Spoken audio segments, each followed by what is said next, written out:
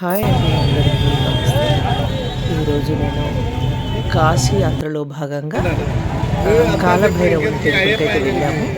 అయితే కాలభైరవుని టెంపుల్లో చాలా జనం ఉన్నారండి. లైన్ విపరీతంగా ఉంది. అంటే శివరాత్రికి ముందు రోజు కాబట్టి చాలా విపరీతంగా జనం అయితే ఉన్నారు. అందుకని చెప్పేసి ఇంకా అక్కడ కొంతవరకు లైన్ కట్టేసి రిటర్న్ వచ్చేసాం. ఆ తర్వాత మేము గవ్వాలమ్మ గుడి అని ఉంది, అది అక్కడికి వెళ్ళాము. గవ్వాలమ్మ, దుర్గామాత, అలాగే తులసి శ్రీ సత్యనారాయణ రామ తులసి మానస ఆలయం అని ఒక ఆలయంకి వెళ్ళాము. లక్షల మంది ఉన్నారు. ఆ ఆలయం విశేషాలన్నీ నేను మీకు వేరే వీడియోలో చెప్పాను. అయితే ఈ మిగతా టెంపుల్స్కి కాలభైరవుడికి ప్లస్ ఏంటిది గవ్వాలమ్మ, దుర్గమ్మ, ఇవి ఒక 4 టెంపుల్స్ కోసమే మేము ఆటోస్ అయితే మాట్లాడుకున్నామండి. ఒక ఆటోలో 5 కూర్చున్నాము. 1000 రూపాయలు తీసుకున్నారు. వాళ్ళు 2000 అట్లా అడుగుతారు. మనము బేరం ఆడుకొని 1000 రూపాయలకి అయితే కుదుర్చుకొని వెళ్ళాము. ఒక్కొక్కరికి 200 చొప్పున అయ్యిందండి. నేను వీడియోను ఎడిట్ చేయడం కుదరట్లేదు నాకు, ఎందుకంటే ఇక్కడ హడావుడిలో చేస్తున్నాను. పోనీ ఇంటికి రీచ్ అయ్యాక చేద్దాం అనుకుంటే మనకేంటంటే ఇక్కడ పరిస్థితి ఫోన్ హ్యాంగ్ అవుతుంది. మళ్ళీ నేను ఇంకా మిగతా వీడియోలు తీయాలి కదా అనే ఉద్దేశంగా నేను ఇలాగే యాజ్ ఇట్ ఈజ్గా నేను ఫోన్ అప్లోడ్ చేసుకుంటున్నాను. జాగ్రత్తగా చూసుకోండి, అంటే కొత్త వాళ్ళు తెలియని వాళ్ళకి యూజ్ అవుతుంది అనే ఉద్దేశంగా నేను చెప్తున్నాను. అలా పేరు ఆడుకొని మేము మా ప్రయాణం కొనసాగించిన తర్వాత గవ్వాలమ్మ గుడికి వెళ్ళాము. అక్కడ విశేషం ఏంటంటే అంటే అక్కడ స్థల పురాణము అది అంటూ ఏమీ లేదు. కాకపోతే అక్కడికి వచ్చిన వాళ్ళు చెప్పడం ద్వారా మేము తెలుసుకున్న విషయం అండి. అక్కడ మనకు గవ్వాలమ్మ గుడికి వెళ్ళగానే అక్కడ ఒక జాకెట్ ముక్క, అందులో చిన్న ప్రమిద, అందులో ఒక 4 గవ్వలు ఇస్తాడండి. అవి తీసుకెళ్ళి అక్కడ అమ్మవారికి సమర్పించుకోవాలి. అక్కడ అయ్యగారే ఉంటారు. అంటే ఏవి విపరీతమైన పూజలు అలాంటివి ఏమీ ఉండవు. ఆయన అక్కడ కూర్చొని ఉంటారు. మనం ఇచ్చేయాలి.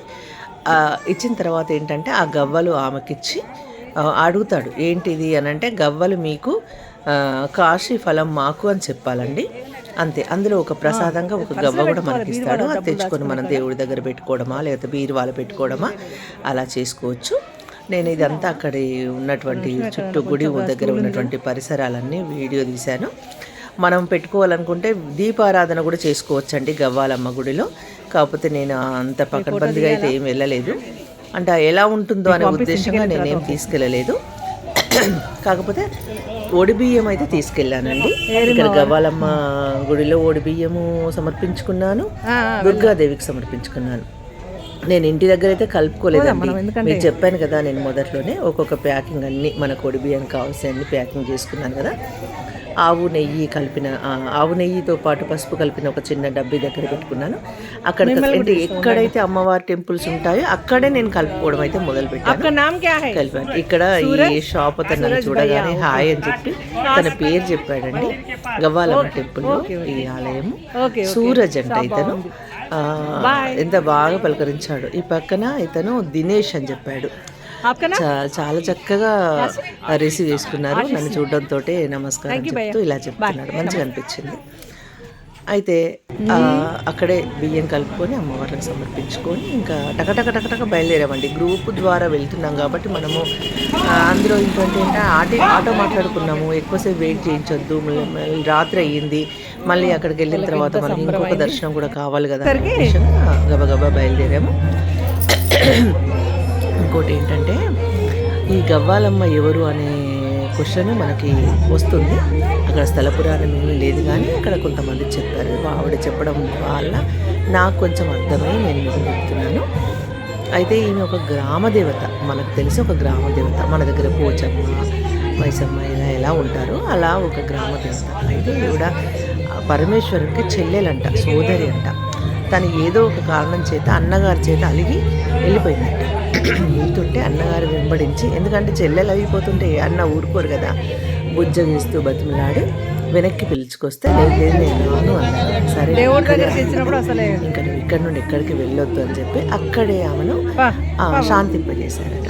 సరే నీ మాట మీద నేను ఇక్కడ ఆగుతాను, మరి నువ్వు నాకేమి ఇస్తావు అని అడిగిందట అన్నని. అంటే సరే ఈ కాశీకి వచ్చిన వాళ్ళందరికీ నన్ను దర్శనం చేసుకున్నా చేసుకోలేకపోయినా కూడా నీ దర్శనం మాత్రం చేసుకుంటే ఈ కాశీకి వచ్చినటువంటి పుణ్యఫలాన్ని వాళ్ళకు అందించమ్మా సోదరి అని చెప్పారంట. అందుకని చెప్పి ఒకవేళ ఏ కారణం చేతనైనా, అంటే మనం ఇంత దూరం వచ్చిన తర్వాత కాశీ విశ్వేశ్వరుని కోసమే కదా మనం ఇక్కడ దాకా